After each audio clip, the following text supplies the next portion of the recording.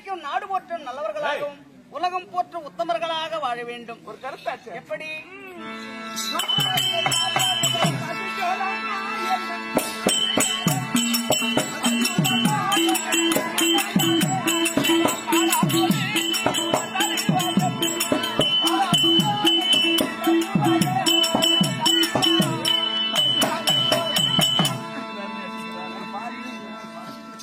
என்னப்பா பாட்டி வேணுமா? பசி எடுக்குதா? பாட்டி வேணும். அண்ணா அம்மா ஒரு பக்கம் ஒரு பக்கம்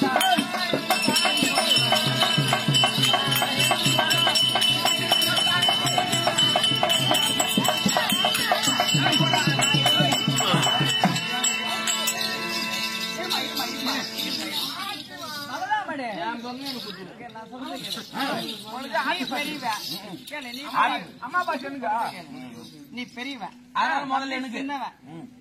உனக்கு இல்ல எப்படின்னு கேளு.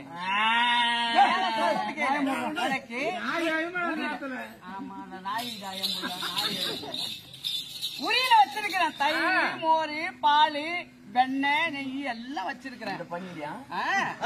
எவ்வளவு சாப்பிடணுமோ அப்ப எடுத்து சாப்பிடு. தம்பி சின்னவன், அவனுக்கு மட்டும் பாய்ச்சி கொடுத்துட்டு வரேன்.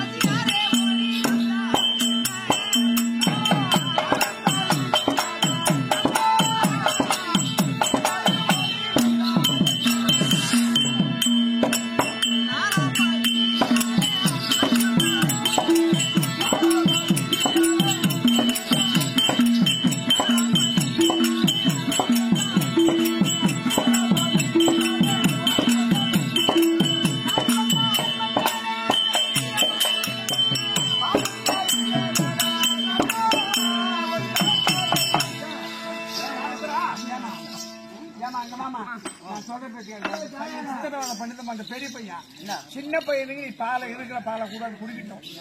பெரிய பையனுக்கு நான் சொல்ற பேச்சு என் பேச்சுக்க காசு 100 ரூபாய் கொடு. கேளுமா, 100 ரூபாய் கொடுத்தனாக்கா நான் ஓடினாக்கா ஒரு 50 ரூபாய் புண்ணாக்கு, 50 ரூபாய் பச்சை தவிடு வாங்கி அது மாட்டு காலைக்கு விட்டா பெரிய பையன் பச்சை பாலுக்காக. சீம மாடு, எரும மாடு என் பிள்ளைய நீ பச்சை தவிடு வாங்கி புண்ணாக்கு வாங்கி போட்டு சின்ன பையன் கூட கொடுத்தா கொடுத்துட்டு வாய முடிச்சு போயா.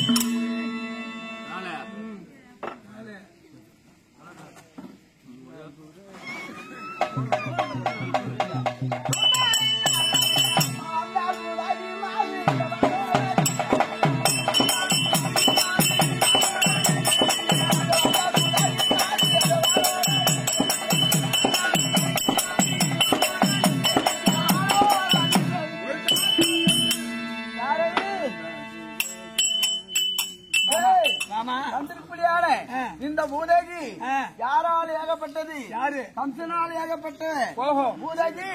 அத கண்ணனா இருக்க முடியாது. ஆயர் படியிலே அசோதமனை வளர்ந்து வருகிறான். அந்த குழந்தையை சாகடிக்க வேண்டும் அப்படி என்று கம்சன் தெரிவித்த பிரகாரமாக நான் அகோர உருவமா வந்திருக்கிறேன்.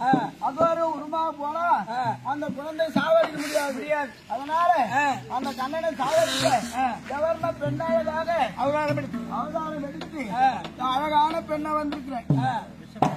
இப்படி அழகான பெண்ணை வந்து விஷப்பால் கொடுத்து அந்த கண்ணனை சாவடிக்கணும் அப்படியா அப்படின்னு என் பூதையா அந்த அகோர உருவெல்லாம் மாற்றி அழகான எவர்ன பெண்ணை வந்திருக்கிறேன். அப்பதான் அந்த கண்ணனை கொல்ல முடியும். அந்த கம்சன் சொல்லாகப்பட்டது பலிக்கும். அதனால இங்க யாரு இருக்குது? நான் தாங்கிறேன். இது எந்த நாடு? இது எந்த நாடு? ஆயர்பாடியில அந்த 2 குழந்தை பிறந்திருக்க அந்த அம்மா பேரு அவங்க அசோதை அம்மா. அந்த அம்மனிடம் ஒரு அவலமற்ற பெண்ணு அழுது கொண்டு வந்திருக்கிறா அப்படின்னு சொல்லு. அப்படியா? நம்ம வந்துக்கிற காரியம் முடியணும். அதனால எதுனா ஒரு நாடகம் போட்டாதான் அடிச்சாதான் அவங்க நம்புவாங்க. போய் அனாத பெண் அழுது கொண்டு வந்திருக்கிறா அப்படின்னு சொல்லிட்டு அப்புறமா கேட்கிறேன். ஓ அசோதம்மா